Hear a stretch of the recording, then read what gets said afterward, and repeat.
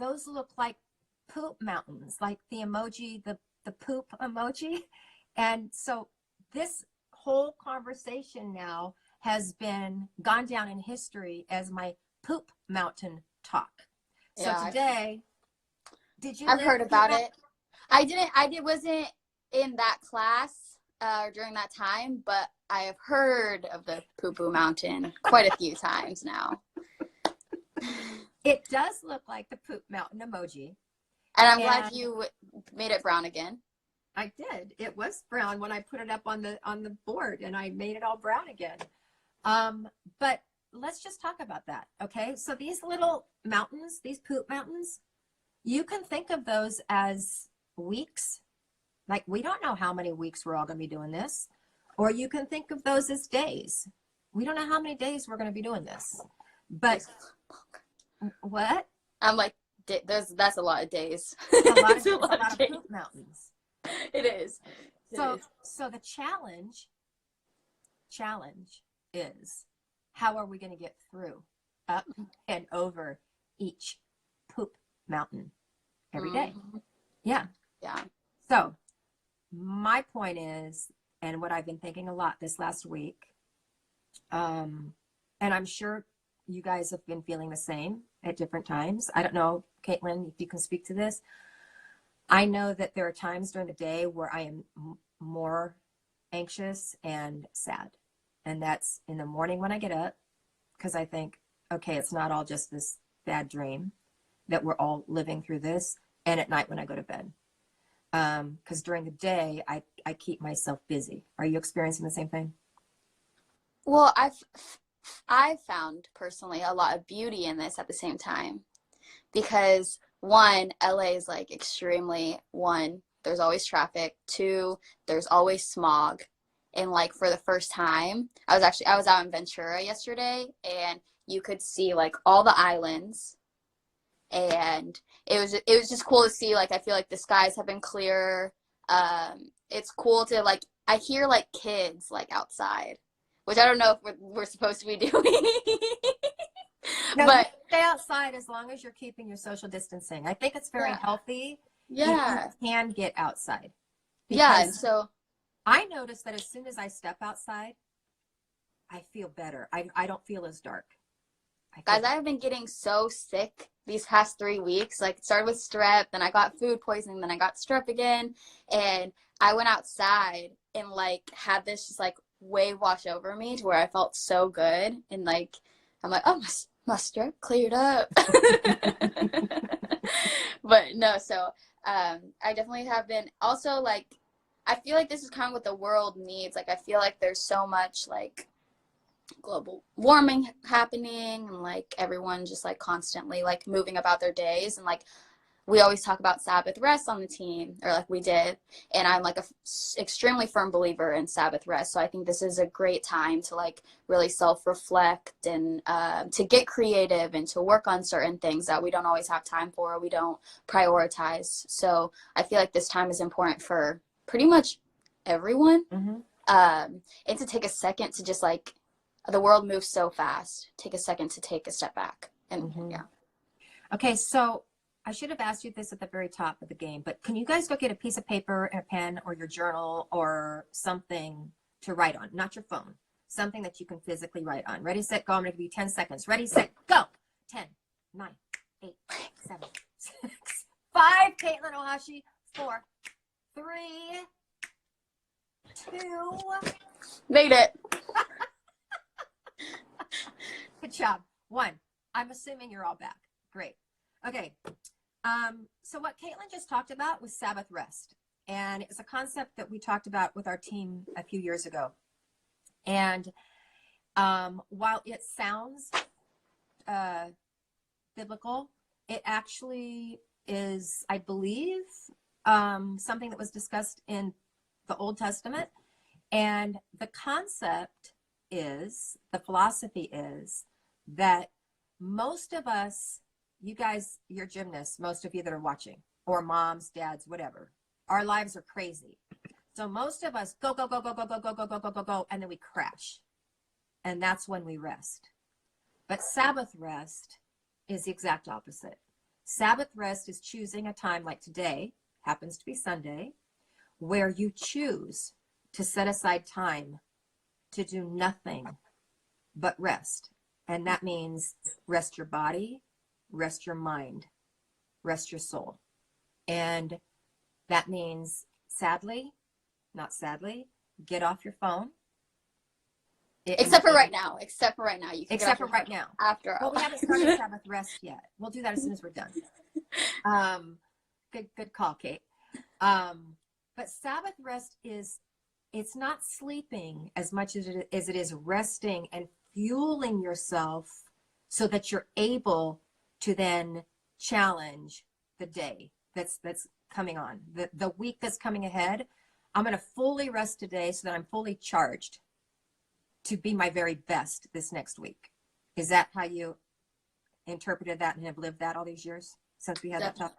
Definitely. I think, well, sometimes with me, like, I get so stressed and overwhelmed that, like, then I just sit there and I think about how stressed and how much stuff I have to do and I don't get anything done. So then it's like, all right, now I think it's like taking that time to spend an hour, like, all right, if I went to my therapy, like, session and just talked about things, I could go back home and, like, get work done. So, like, taking that Sabbath rest as whatever it takes to get the other stuff done. So that can look like going to therapy. That can look like working out for an hour kind of, or just like a little home workout thing, or going for a run, something that lets your mind. So how beneficial has therapy been for you? Because I think this is wonderful for us to talk about this, because quite often when I talk to our student athletes, especially freshmen, sophomores, and I say, I think you should get some counseling with this, the first thing they say is, I'm not crazy. And I was like, no, it's not about that. It's about having a session where it's just you and your thoughts with someone in a safe space. Yeah. So I think therapy is honestly super great, and I'm glad that I took advantage of it while I was in college. One thing that I would say though is, like, if you're not ready to accept help, no matter how much help you get, you will not be able to take it in and, like, absorb it. And so what I realized before college, when I was having therapy sessions, like, I definitely didn't get help because, like, I wasn't ready to help myself. So when you were before college, I can't, I need to stop doing this because I'm driving myself crazy. I know, it's like crazy woman comes in the camera. When you were younger and you were getting counseling, therapy, were you doing it because you had to? Yeah. Okay. So they didn't ask if you wanted to? Well, I mean, you didn't either. No, but I started scheduling them on my own.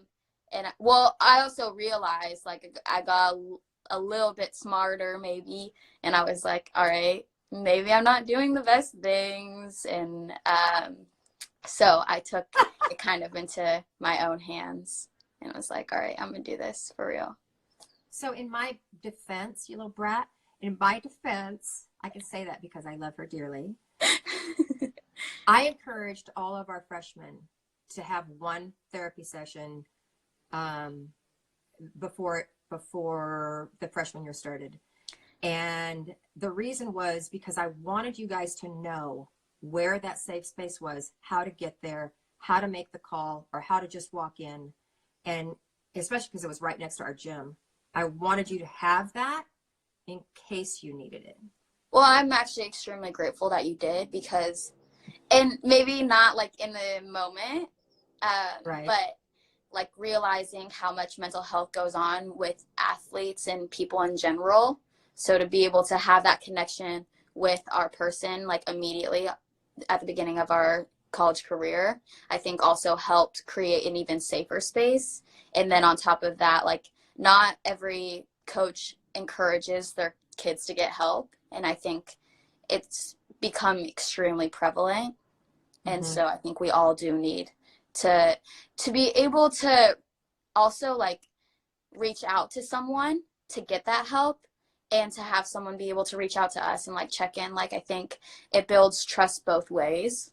Right. And that's something that a lot of us don't understand. When someone, like, really asks how we're doing and we just continue to shut them out, it's really hard, because no one's asking you to just like ask for the most part. If someone genuinely comes up to you every single day and is checking in, like learn to like accept help. Right. Right. Okay. So this time is going a lot quicker than I thought. Because we could talk for hours, Caitlin and I, with all of you. But let's just do one quick exercise, you guys. Okay. So you have your little journals. I see you have your little journals. Let's play a game. Okay. So you are on a desert island, and there is one lifeboat, and in that lifeboat is room for yourself and 4 other people, and you've got to figure out how to live. Like, you got to get off the island, you got to figure out how to get back to the mainland, and it's going to take a lot of courage. You better bring some smart friends there. So write down 4 friends or 4 people that you know. Who would you have in your lifeboat? And normally when I do this, young people choose their friends because they like their friends. But think about it. Does your friend know anything about how to manage in the open seas? Are you going to choose people who are negative? Are you going to choose people who are snarky? You're going to choose that mean girl? Like, who are the 4 people that you would have in your lifeboat? Ready, set, go.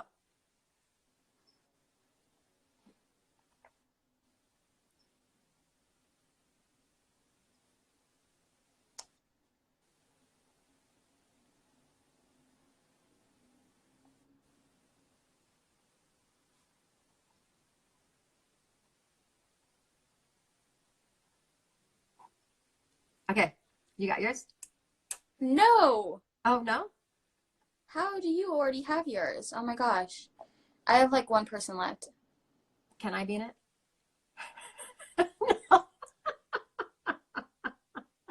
No. I'm not in my lifeboat either. But I do love you. Okay, so to keep this thing moving, Okay. think about who's in your lifeboat, who you wrote down in your lifeboat. Just quickly, I wrote down on my husband because he's super positive, and he's always one to find a solution, and he will not harp on the negativity. Like, he would not be in that lifeboat crying, we're all gonna die, we're all gonna die. He would not be doing that. He'd be saying, of course we're gonna live, we just have to figure this out. So those are the types of people that I had in my lifeboat. Name 1 person that you had in your lifeboat. My mom, because she's incredibly resourceful. My mom's she's honestly, sometimes I'm like, what? You came up with that? How? Yeah, Yeah, that's great. Okay, then the next question is, if somebody were to put you in their lifeboat, what would you want them to put you in their lifeboat? For what quality would you want that? Okay, well, so I would hope that it would be like, some like smart strategy person, but it wouldn't be. But I feel like for me personally, it would definitely be because of like positivity and like trying to see the light in the situation. And yeah, and I would say, Caitlin, that one of the reasons why, if I had to have you in my lifeboat, that would be the exact reason. Katelyn Ohashi is always positive. She's always supportive. And I have to tell you guys this, you younger girls, she went through a time of trying to figure out herself. I wouldn't say she was a mean girl, but she has been accused of that before. And as soon as she switched like that. She did not like being told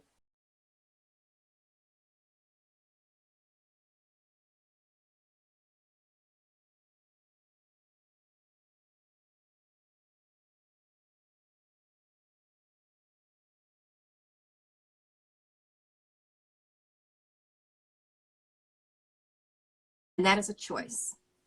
that is. I have realized it's easier to love than it is to hate.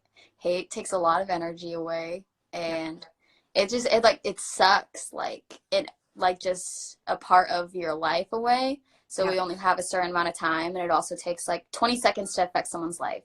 So to be able to change someone's life in 20 seconds, and you could be gone in the next 20 seconds, unfortunately, with just everything that happens. I think it is important to leave marks in a positive way on people's Yeah. life. So guys, think about that question of why would somebody want you in their lifeboat, and why would you want someone to want you in their lifeboat? And we've got the luxury, this time that we have right now is hard, but it's such a blessing because it's giving us all time to hit that big old refresh button in ourselves and think, who do I want to be when we're out of this? And how am I going to start practicing who that person is today? And then wake up tomorrow, poop mountains, remember? And hit that refresh button and start being that version of who you want to be today. And hopefully, if you want to have friends, you'll be a better friend. If you want to have people be kind to you, you will be kind to them. If you want to have fun around your house, you'll be the one that creates the fun and helps your parents out and helps your siblings out. It's a choice. And we have such an amazing opportunity right now, today, to start living who we want to be when all this is over. So, guys, also, I was just thinking about this. If you're with your family, don't take advantage of that. I feel like this is a crucial time just to like spend time with people or like people that you're in quarantine with. But I'm not. Have you done the house parties, the Zoom parties with your girlfriend? I did. I have. Yeah. And yeah. I was actually thinking of holding like a Zoom poetry thing too, instead of having poetry nights now. But yeah, like I'm not home, and I'm like, sometimes I do wish I was home, and I could come up with some great TikTok stuff with my family. No, but I do. Yeah, I wish I was home with my family. Yeah, Katelyn lives alone, you guys, and so it's hard. So we have time for a few questions. How do those come in? You have to turn the comments back on. Okay, I did Nice. that. I don't even know how Look to do at me. that. Oh, I was gonna say that's pretty good. Thank you. I appreciate it. Okay, and then there should be like a little questions thing on the side. Yes. And so I guess you can see if there's questions.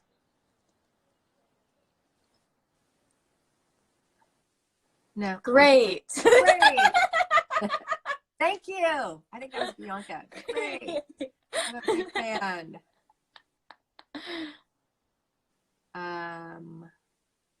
I don't know how to. It does not look like poop.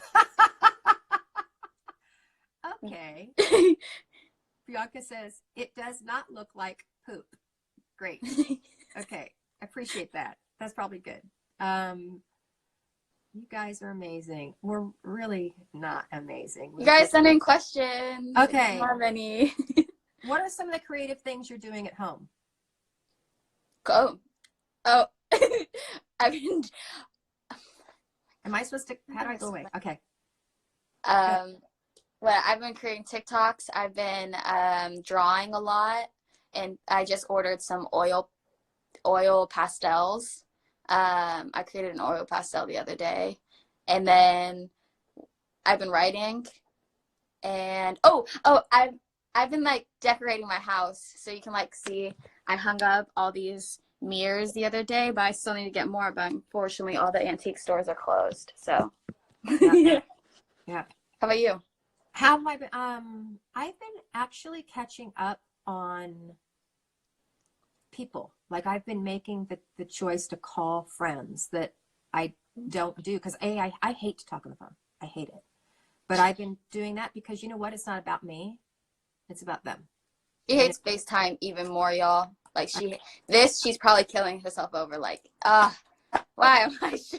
Katelyn will FaceTime me at like 10 o'clock. I've been asleep for an hour and a half already. And she's like, you're there, pick up. I know you're there, pick up. I FaceTimed her yesterday and she had her little. Okay, we're done, Katelyn. Okay. But you guys, now's a really good time to figure out who you want to be. Okay. And as we talk about at UCLA, we call it RAW, ruthlessly attack your weaknesses. And so every day Gotham has been putting up some exercises for you and all that. And okay, you know what? I get on and I see a lot of you are doing the exercises. A lot of you are just chit-chatting away and talking about your TikToks. So that's okay, because I think the community and coming together for the community is really important. But what's your weakness? Everybody has a weakness. I have a weakness. So I've been working on my flexibility. My flexibility is horrible. What did you say my weakness is? Chips. Chips? Chips. Oh, I haven't eaten any chips. That's literally baffling. That's not true. I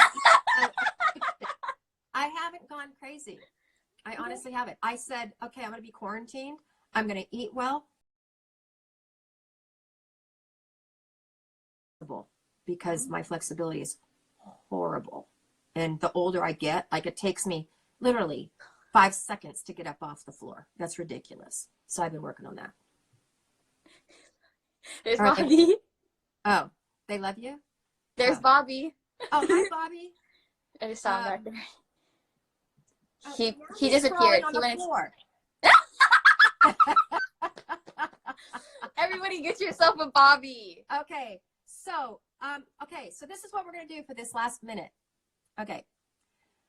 The power of the mind. I'm going to come back on. I'm going to make Gotham have me come back on because I'm going to talk about the power of your mind and choosing your thoughts. But right now, I want you guys to write in your comment box in big, big, bold letters, I am, and then fill that in with something super positive. And on the count of 3, don't post it yet. On a count of 3, I'm going to go 1, 2, we're all going to hit post, and they're just going to fly up, okay? So I'm writing, okay, I am,